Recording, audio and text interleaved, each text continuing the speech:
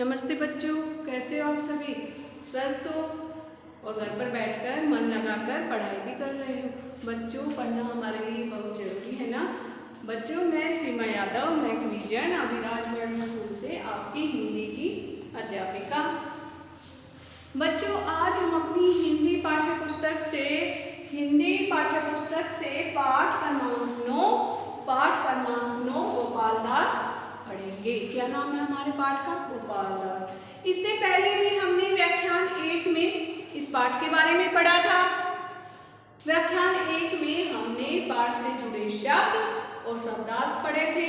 उसके बाद हमने व्याख्यान 1 में कहानी का कुछ अंश पढ़ा था। अब हम एक बार फिर से उसको रिवाइज करते हैं बेटा। एक राजा था जिसका नाम था कृष्णचंद्र जी। एक दिन वो अपने दरबार में बैठा हुआ था, तो उसके पास नवाब का संदेश आता है कि आपको पृथ्वी की लंबाई चौड़ाई और तारों की संख्या का पता करना है। और यह सुनकर वो उदास हो जाता है। तभी उनका प्रिय सेवक गोपाल दास उनके दरबार में आता है और वो उनसे पूछता है, महाराज आप इतने उदास क्यों हैं? और वो महाराज से बोलता है कि आप अपनी उदासी का कारण मेरे को बताइए, और ऐसा कौन सा कार्य है जो आपका सेवक नहीं कर सकता? महाराज उनसे बोलते हैं कि ऐसा ही कार्य है जो आप भी नहीं कर सकते। अब आगे की कहानी हम शुरू करते हैं। कृष्णचंद्र जी गोपाल दास जी से कहते हैं कि ये जो काम है वो आपके बस का भी नहीं है। गोपाल दास बड़े आत्मविश्वास के साथ बोलता है, आप मेरे को बताइए तो सही काम क्या है?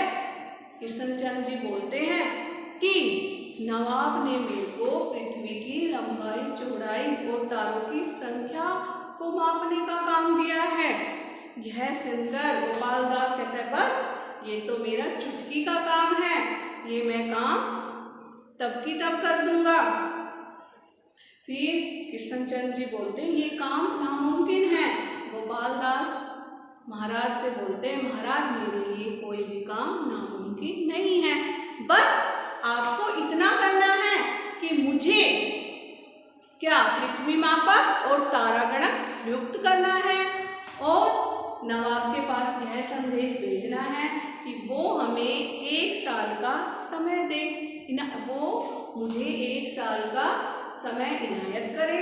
मैं 1 वर्ष बाद उन्हें पृथ्वी की लंबाई चौड़ाई का माप बता दूंगा और ये भी बता दूंगा कि तारों की संख्या कितनी है। लेकिन इस काम के लिए उन्हें मुझे 1 लाख मुद्राएं देनी होगी। महाराज ने ये संदेश नवाब के पास भिजवा दिया। नवाब ने यह शर्त मान ली और गोपाल दास को 1 वर्ष का समय मिल गया। अब गोपाल दास बहुत खुश था क्योंकि उसे 1 लाख रुपए मिलने वाले थे और वो 1 साल तक आराम से ठाठ से अपना जीवन व्यतीत करने लगा।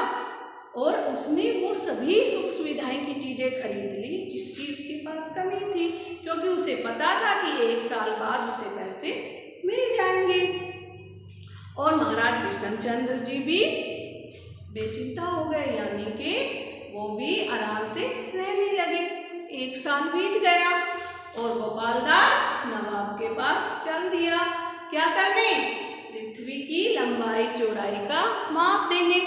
उसके लिए गोपाल दास ने क्या किया, जब वो नवाब के पास जा रहा था तो उसने 15 बैलगाड़ियां ली। उन बैलगाड़ियों में उसने रेशमी धागे, कटे पटे मैले कुचले जो भी रेशमी धागे थे वो उनमें भर लिए। उन 15 गाड़ियों को लेकर और उनके पीछे उसने 5 भेड़ें भी ले ली और उन 15 गाड़ियों में रेशम के धागे भरकर और 5 भेड़ों को लेकर वो नवाब के घर पहुंच गया और नवाब से जाकर बोला, हुजूर मैंने आपका काम कर दिया। नवाब यह सुनकर बहुत खुश हुआ, बोला, अच्छा तो मेरे को आंकड़े दो। गोपाल दास बोला, हुजूर आंकड़े की तो कोई बात ही नहीं हुई थी, आपने यह बोला था कि मुझे पृथ्वी की लंबाई चौड़ाई का माप करना है और वो माप मैं कर लाया।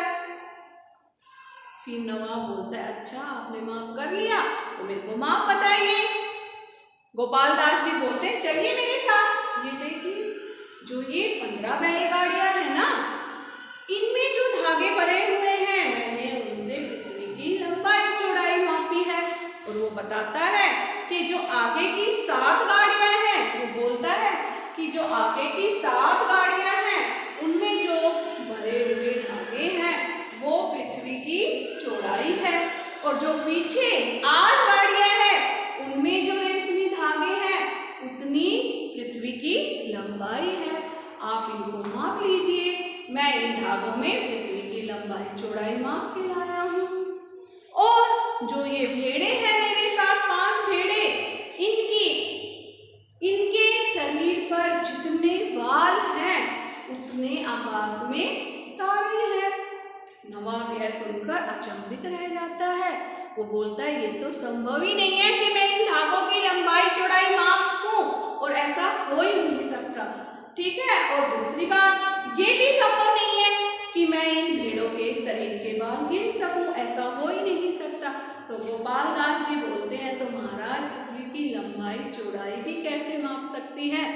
और नवाब यह सुनकर खुश होते हैं और वो बोलते हैं, कोई बात नहीं, आपका ये काम पूरा नहीं हुआ, लेकिन आपने अपना कौल यानी कि अपना काम पूरा किया, और इसके लिए मैं खुश होकर आपसे 1 लाख मुद्राएं देता हूँ।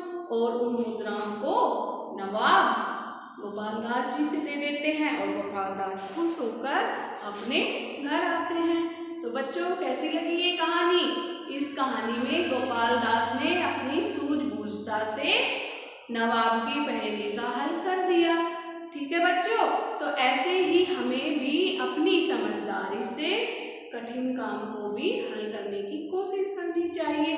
बस ये कहानी इतनी ही। आपको ये कहानी अच्छे से पढ़नी है। धन्यवाद बच्चों।